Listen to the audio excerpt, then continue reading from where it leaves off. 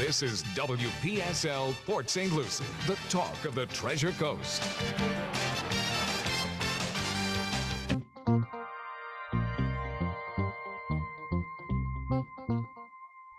The views expressed on the following program are not necessarily those of WPSL, but we are the ones, remember, we're the ones who've encouraged you all along to like and share it on your favorite social media and with all your friends and neighbors, because it's time. Thanks, of course, to Martin County Roofing and Rudy's Health Insurance. Time now for the African American Scene, heard every Wednesday evening in the 6 p.m. hour, right here on WPSL. In fact, right now, here is the host, your host of this show, the one and only Rudy Howard. Good evening, good evening, good evening, and I am so grateful. Martin County Roofing has continued to be a sponsor for my show, and I am so grateful, which means some of you have been calling him to have some work done on your roofs, and I greatly appreciate that. And I can assure you, you will get a high quality job. Let me remind you again, I talked about it last week, but today is the first day of open enrollment for marketplace plans. And this year, I have a couple of new additions that will be available that should give you some high quality coverage. Aetna has gone back into the individual marketplace, and United Healthcare. And I've had Cigna and Oscar from last year. Oscar is a plan available, which is usually very reasonable, a HMO plan.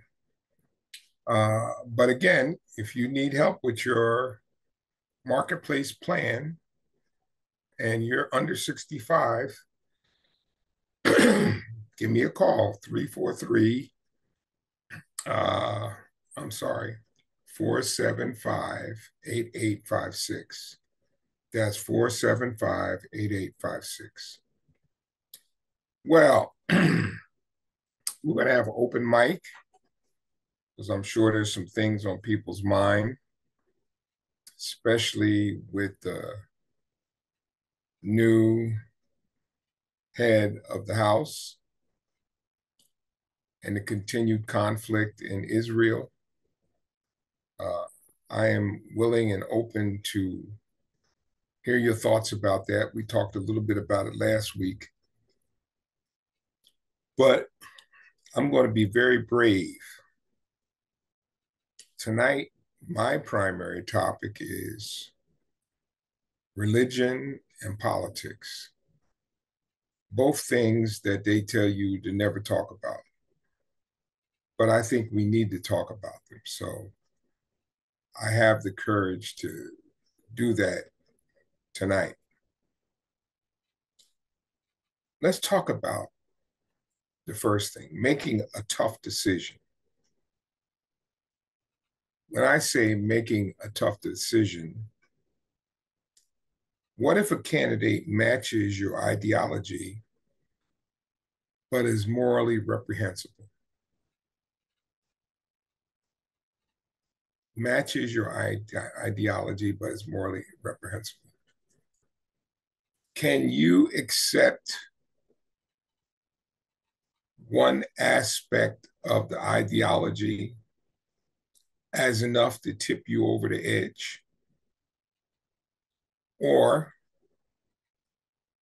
do you have to consider all aspects of that candidate prior to voting for him?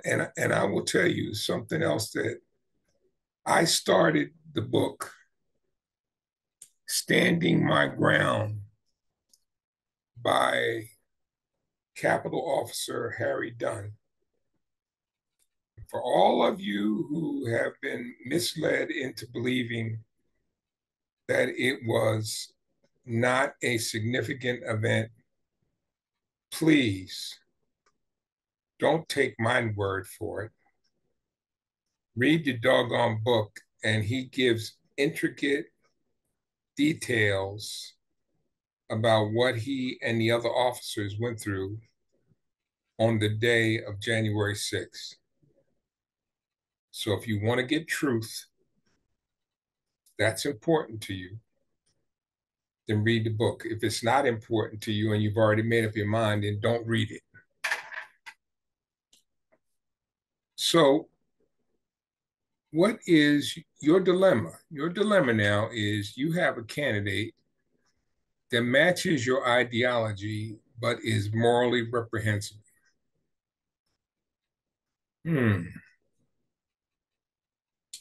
So where do we go from here? As Christian people or people of faith, we have to choose the promise over the here and now.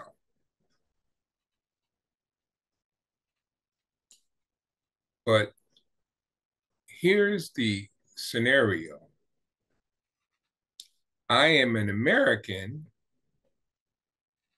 but I am first a citizen of my faith and the promise of heaven. So let's try to get that to where it should be. You're a citizen, but you're a citizen of your faith and the promise of heaven. That phone number is 340-1590.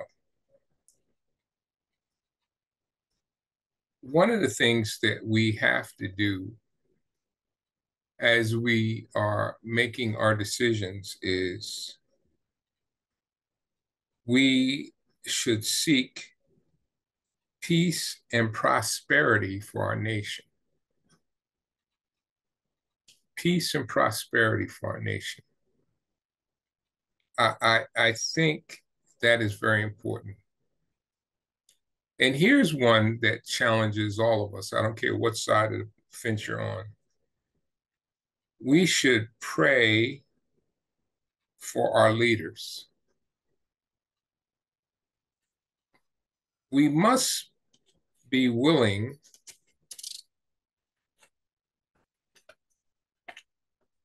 to accept criticism. This from those that think different than us. We must be willing to accept that criticism. Sometimes, I don't care what side of the fence you're on, it's not always easy to accept that criticism. But we ultimately should listen to the opposing point of view, but ultimately we should be guided by our moral compass. I think for some of us, the moral compass is broken. The moral compass is broken. Now, we should listen to the other side's view, but ultimately, we should follow our moral compass. And if you were raised in the church and you went to Bible study as a little kid, like I did, there are certain convictions that are placed in you early on in your life that give you a fundamental idea about right and wrong, which is a very important foundation for us as we grow to be adults, that we understand the difference between right and wrong. And a lot of that starts in the church. I can remember one of the first things that I remember going to Bible school when we were in Philadelphia and there was a church around the corner. There was a door, and I'm sure some of you saw it before, with no handle on it and Jesus standing at the front door. That picture has been in my mind since I was about 10 years old. I can still see that to this day. Jesus standing at the front door, and there was no knob on the front door to open.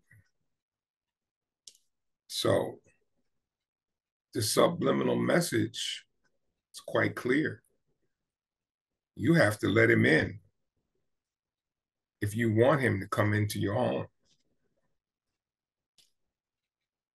We have to choose theology over ideology.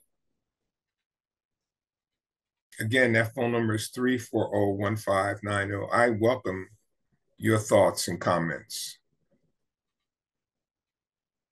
Theology is defined as the study of the nature of God and religious beliefs. That's theology. Ideology is a system that offers ideals formed especially on the basis of economic or political theory. A system of ideas and ideals formed especially on the basis of economics or political theory. So we can't conflate that ideology with our theology. If you give in to ideology, it has the potential to shape your worldview. I think that we're going through that right now. Ideology has had a tendency to shape the worldview of people who have stated in the past that they're strong Christians. And I know some of them. And I was quite surprised at the change that some of them made to support the ideology that has bended them in that direction. So here's another important aspect of this. We have to choose Christian witness over political power. That's a tough one. That's a tough one. And that there's a lot of people out there right now listening to me that are saying, no, no, no, no, no, no. And this is a real struggle for a lot of people. Many people see Democrats' concern for humanity as seeking power. I can't tell you how often I've heard that from conservatives. You just want power. Well, let me just say this to you.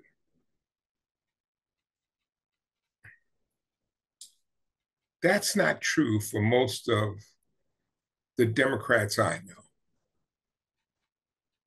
know. I will just give you a personal example. My father would knock your head off if you look down your nose at other people. We were not poor,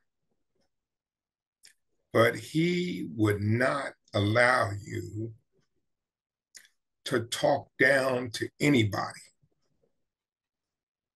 Now I'm talking about that's how I was raised. So that is in me as much as my genetics, because I can remember that as a little boy. And if my sister was on there, she would tell you the same thing. My father would not tolerate that for 1 second. No matter how much better we were doing than somebody else, that was not an issue to be lauded over anybody. So, my concern for humanity comes from a very young age. And what I'm trying to get you, please believe me, I don't have the authority to speak for all Democrats. But most Democrats I know, their concern for humanity and people is not associated with a power grab. It is associated with how most of us were raised from little kids and how preachers preach to us from the pulpit from the time we were children. That is part of my foundation. So when I have concerns about people having a place to stay or people making a decent wage, they ain't got nothing to do with power. You can make it that if you want to, but I'm telling you from me personally, it is not about power. It is about humanity. I care about humanity, maybe more than you. And maybe you think my humanity concerns are overblown, but that is what's inside of me and most of the people that I know. Humanity, folks, concern for other people, not about power. Now, that may be what you're about, and I can't say that no Democrats care about power, but the predominant concern for most Democrats is about people. And I know you find that so hard to understand because that may be contrary to your point of view.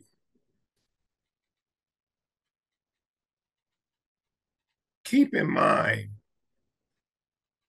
we are God's ambassadors.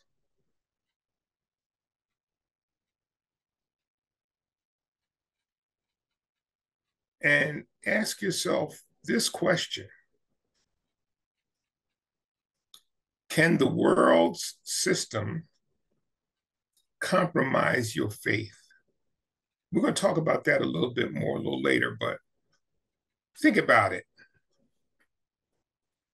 Have you allowed the political system in this world to compromise your faith?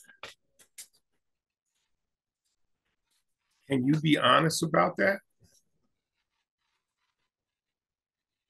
Has your faith been compromised by your adherence to a political philosophy? Let me give you some thoughts from early church principles. These are 5 principles from the early church, some of which you're going to agree with, some of which you're not. The church was ethnically diverse, that values people of varying cultural backgrounds and extends dignity in accordance with their creation. That's principle number 1. from the early church. Let me repeat it. The church was ethnically diverse that values people of varying cultural backgrounds and extends dignity in accordance with their creation. Number two, the church was economically diverse and sometimes even elevated those who were poor and outcasts. That's principle number two. Principle number three, the church embraced radical sexual ethics, sexual faithfulness, purity, and honor to biblical marriage. Principle number three, and I'm sure some of us in younger days may have had a struggle with that. Number four, the church embraces a stance of nonviolence, personal and political. And finally, the early church stood against infanticide and abortion. Now, for those of you that don't know what infanticide is, that means the murdering of a child under 1 year old. So those are the five biblical principles. Those are five Christian principles from the early church. I'm going to allow Cliff to give us a quick break.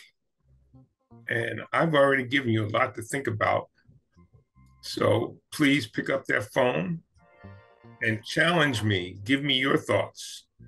340-1590. That's 340-1590. Rudy challenges you to give him a call. 340-1590. We'll take a little break and be right back. At Martin County Roofing, they build trust with quality work. With over 20 years of experience, they handle repairs, restoration, and new roofs for residential and commercial properties. Serving the entire Treasure Coast area, they're fully licensed, bonded, and insured, specializing in tile, metal, shingle, or flat roofs. Let them protect what matters most to you. Contact Martin County Roofing for a free estimate at www.martincountyroofing.com. Hi, this is Rudy Howard, your independent insurance agent. This means I represent multiple companies which will allow me to match you with the best company for your needs. I am now officially Rudy's Health Insurance, LLC. So, if you need a Medicare plan or a health plan, call me. That number is 475-8856 or my Facebook page, Rudy's Health Insurance. I am ready to serve you. This is WPSL Port St. Lucie, the talk of the Treasure Coast.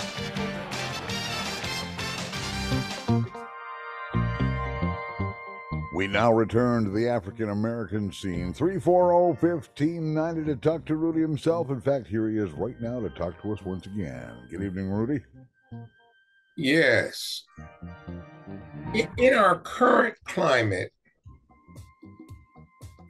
Christians have come to value political power too highly.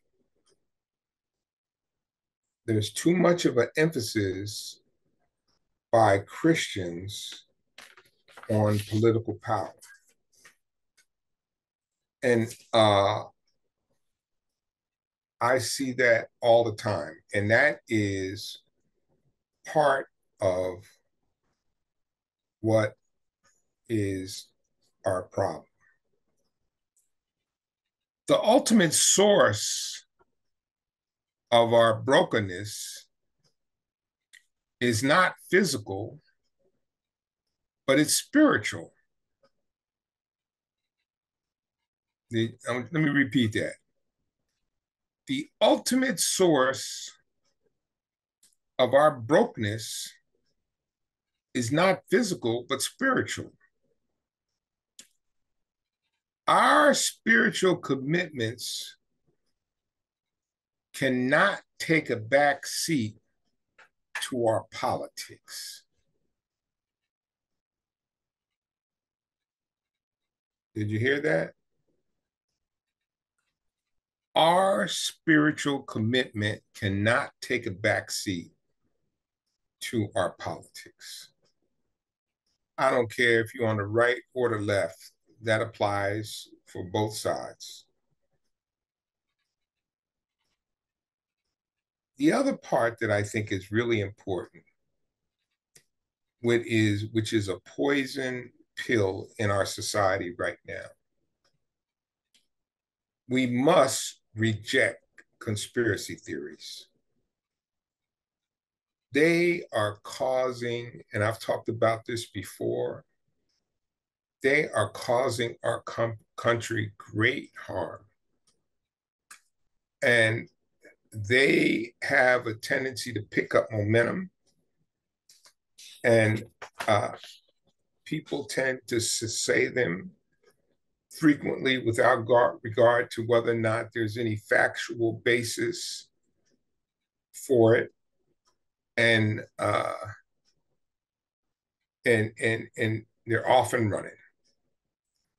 I was at Walmart today, and one of my conservative listeners came by, and he said, "I almost called you the other week." I said, "Oh, yeah, well, how come you didn't?"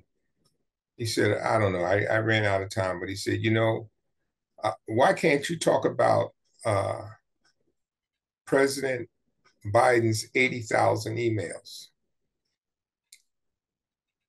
So after he left, I walked away and I tried to find about these 80,000 emails. I couldn't find anything. I found that there was potentially some received and some sent. And the only reference to emails was when he was vice president under President Obama. So that is a classic example of, and he might be listening tonight, and he will come and get me when I'm at Walmart again, and that's okay. But as soon as he left, I pulled up my phone and tried to find that, and I could not find it, the 80,000 emails. So what is the point of that? And he said it with such animus. He was just angry when he said about Biden's 80,000 emails. And I'm thinking to myself, I'm pretty learned, and I try to stay on top of things. I never heard about this. But that's a problem, because there's too many people that will accept that as the gospel, and it will continue to fuel hate and anger against the other side. The other thing he and I talked about, and he was challenging me about my comments about Thomas Sowell. He said, "Well, I guess you don't like Thomas Sowell." I said, "No, I don't. I detest Thomas Sowell." And he said, "Well, why do you feel so strongly?" I said, Thomas Sowell said that if President Obama got elected, he would destroy America. That is such a terrible, horrible statement that he would make, and it was absolutely untrue. Just like emails that I got when he was elected that said he would not put his hand on the Bible, he was going to swear in on the Quran. That was an absolute. Now, all of you saw those things and heard. Those are things that, when they come your way, you should reject them outright. One of the people, conservatives, that I have many disagreements with him on policy, but Michael Steele, former chairman of the Republican Party, he's probably too moderate for you, But I have the utmost respect for him because when all of that garbage about President Obama not being a native of America, he would not play that game. I think that ultimately cost him his chairmanship, even though he had done some fantastic things for the Republican Party, but he just wouldn't play. He was not going to say it. He wasn't going to go down that road. And as a result, he garnered my utmost respect. And somebody, and my Democratic friends are not going to like this, that's somebody I think I could vote for if he was on a ticket somewhere within my jurisdiction. I think that much of him, even though I have disagreements with him about policy. There was a survey taken after the 2016 election. Many Christians compromised their faith to support Trump. That could also be true of Catholics and Jews. Compromised their faith to support Donald Trump. Voters in this survey were willing to significantly alter their moral beliefs in order to support Donald Trump. Now, let me give you some insight into conversations that I have had with many of my friends and family over and over and over again. Many of us want to know, how do you justify being a person of faith and supporting a person of such reprehensible moral behavior? He's stolen, cheated, lied, connived, yet he has unwavering loyalty. And I will tell you, I can't tell you how many times, please believe me, I have had conversations with people, and it's not so much, as much as we may dislike Donald Trump, the question is, how do people keep supporting him? Like even now, 91 indictments, trials in 4 different jurisdictions. Yet he's neck and neck for the lead to become president of the United States. I don't know. Maybe somebody can call up and enlighten me about that. 340-1590. But I can assure you, I just let you in on a window of conversations I've had with my sister, with my uncle, and other family members. How is that possible? And if you want to tell me that it's the lesser of 2 evils, I don't even think it's close. Now, if you want to say you got a problem with Biden because of his age, okay, I can accept that. Did he make some misstatements and has done some wrong things way in the past? Yeah, he has. But I don't know if there's any of us who have not done things that could have got us in trouble, and there, but for the grace of God, go I. I have very, very few. I was given a talk one time, and I asked is there anybody in this audience who can say they never done a wrong thing that could have got them in trouble? And not one person raised their hand. Because there's very few people. You may have got lucky and just you did not get caught at that particular moment in time. Now, here's the thing, another component to consider. You have to choose trust over panic. And this is applicable to Democrats as well as Republicans. We all have to be subject to the governing authorities because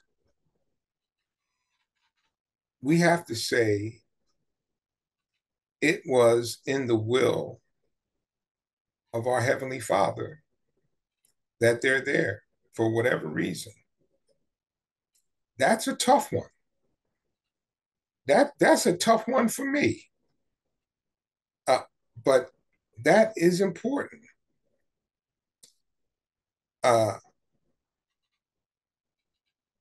So the world is prone to panic. We can stand out if we choose to make ourselves subject to governing authorities, however uncomfortable. And I think for the most part, Democrats are pretty good about that.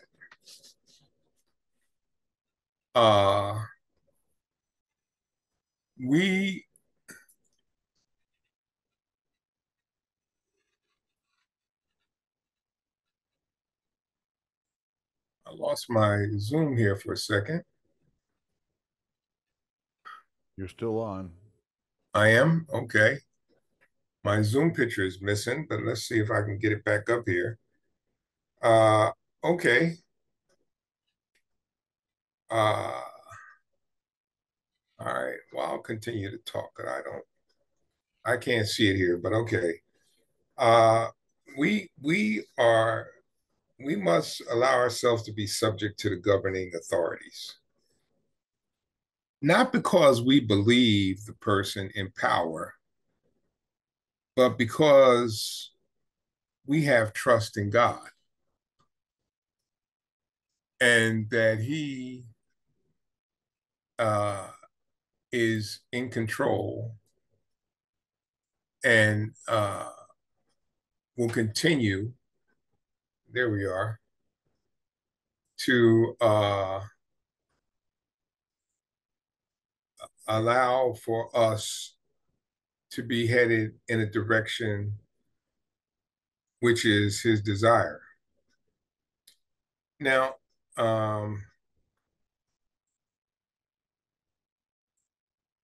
I would hope that would be something we can consider, but it's a tough one. That's a tough one for me. Here is some thoughts about how we should engage in politics. Choose the kingdom over the nation. Choose theology over ideology. Choose Christian witness over political power.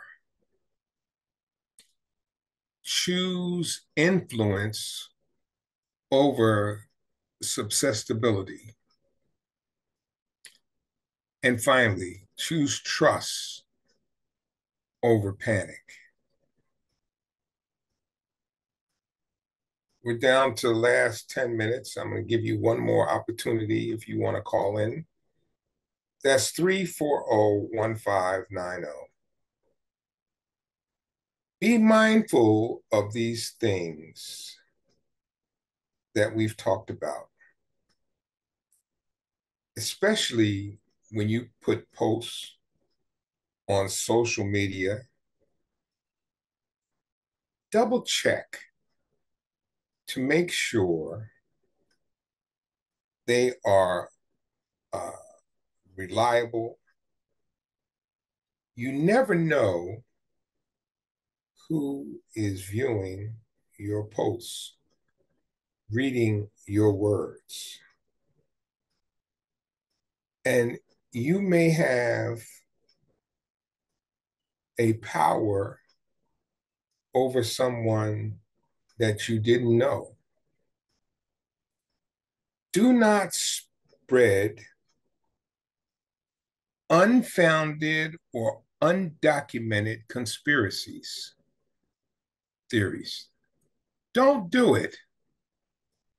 Don't spread unfounded or undocumented conspiracy theories. As hard as it is, these times we must believe he is in control. We have to believe that in these times, that he is in control. So I've given you some food for thought. And I tell you, quite frankly, I am real confident that if we could do these things that I've just outlined, that we would be a better world for sure. I was interested to see, I thought I might have raised the hackles of some folks that they may want to call in and challenge me about some of those things, but there really is nothing to challenge me about because they're all very common sense things that we all should do, that we all lose sight of and have misplaced values about. But I hope there's one thing that I said to you, and I really want you to believe me about. You see many of the things that Democrats believe is a struggle for power. And I'm telling you, like I said, I can't speak for all Democrats. I don't have that authority. But for most of the Democrats that I know, it's not about power. It's about humanity. That is part of our fundamental upbringing from the time we're kids, about caring for other people. And I guess probably because most of us grew up where we saw people in need, or poor people, or people that were hurting, and that became part of what we had an understanding of the world to be, and hoping upon hope that some small way we can make the world a little bit better. That is part of how we were raised. And so when you hear Democrats talking about the poor, it's not to strip power from you. It's about it's about our concern for humanity. It's just like with many conservatives see our quest for equity and equality as taking something away from them. Well, let me make this perfectly clear to you too. I don't want anything from you. Nothing. Nothing. I want nothing from you. I just want to have the same opportunity that everyone else has to be successful. I want my grandkids to have the opportunity to be successful. I'm at the end of it. I'm on the back nine of my life, and I've had a pretty successful life. And it's been difficult, and I've had many hurdles to climb up. And I hope that my grandkids don't have to climb those hurdles. As Americans who do the right thing, and they have to do the right thing, they will be successful because they have capabilities. And don't call me up and tell me that, oh yeah, anybody can do it at any time, and it's just a matter of effort. And I can't tell you how many times I've heard that. And they pull up your bootstraps and you'll be okay. Is there a time when I think that will be true? Yes, I do. But is it in 2023? The answer is no. And will it be in 2024? The answer is no. I'm not sure when it will be, but I do think there will become a time when that is true, but it's not today. And we all have a stake in seeing folks be successful. It is in our best interest as Christians, people of faith, and in order to help our country survive and be successful, we want all people to be successful.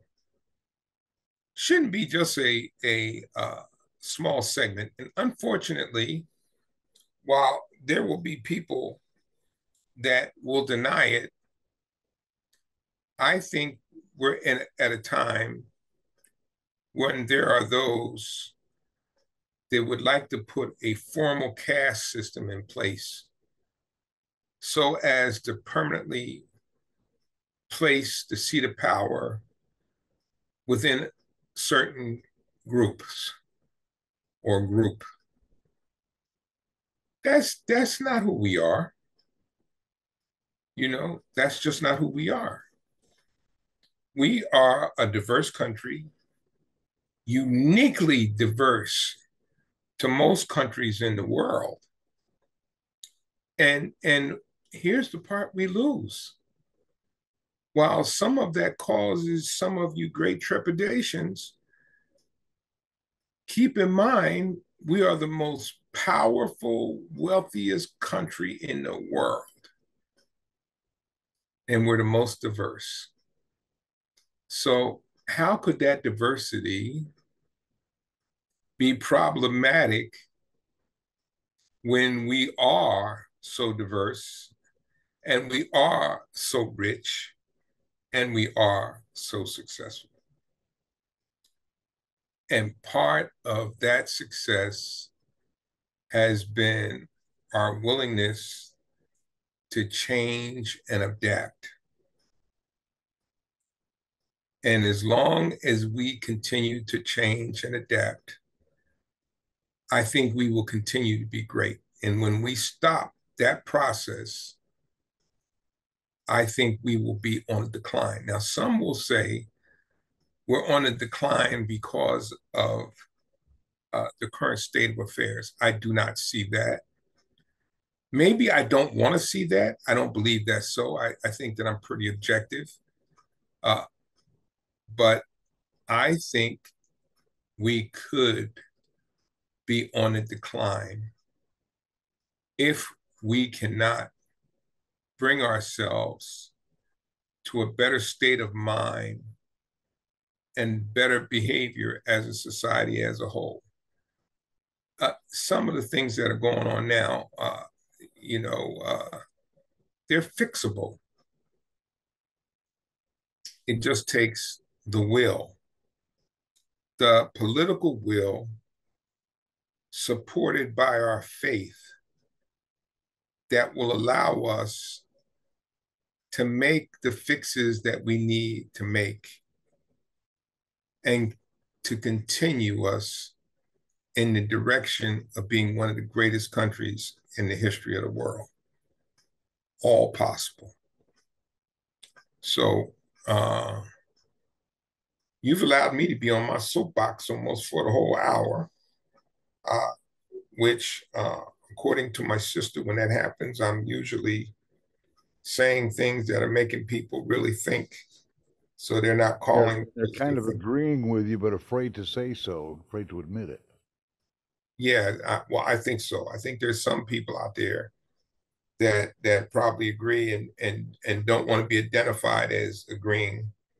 But hey, I am convicted about what I said, and I am certainly a man of faith, and I have to do better myself.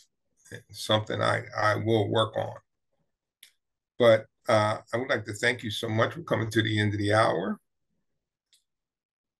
And it has been my pleasure to be with you. And I'm going to be able to get away for a few days, and I'm looking forward to that. And don't forget, if you need a health plan or Medicare, please give me a call. That's 475-8856. That's 475-8856. I'd like to thank you for listening to the African American Scene. God bless, and I will see you next Wednesday right here for the African American Scene. The African American Scene with Rudy Howard, presented each week at this time by Martin County Roofing and Rudy's Health Insurance. Tune in every Wednesday evening in the 6 o'clock hour for the African American Scene with Rudy Howard, right here on WPSL Port St. Lucie, the talk of the Treasure Coast.